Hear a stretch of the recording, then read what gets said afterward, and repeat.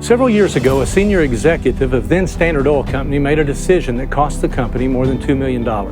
John D. Rockefeller was then running the firm. The day the news leaked out, most of the executives of the company were finding various ingenious ways of avoiding Mr. Rockefeller lest his wrath descend on their heads. There was one exception: Edward Bedford, a partner in the company. Bedford was scheduled to see Rockefeller that day, and he kept the appointment. He was prepared to listen to a long speech against the man who made the error in judgment.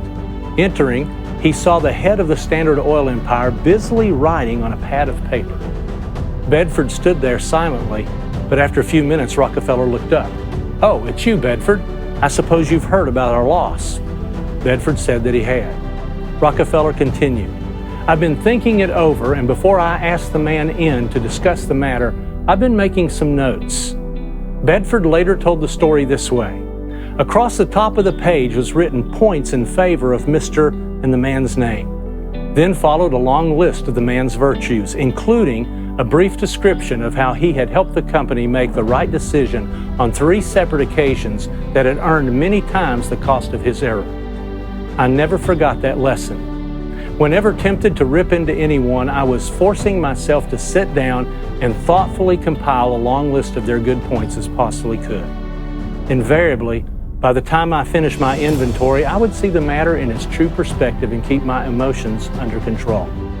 There's no telling how many times this practice prevented me from committing one of the costliest mistakes an executive can make: losing his temper and his sound judgment." One of Satan's most successful weapons against the body of Christ is whispering his perspectives into our hearts when we're hurt. I have to wonder how much damage has been done when we get upset at one thing and allow one thing to outweigh our entire history with someone. We're willing to erase it all because of one thing.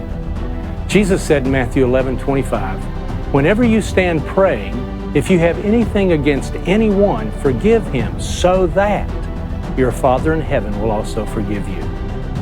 Just a thought.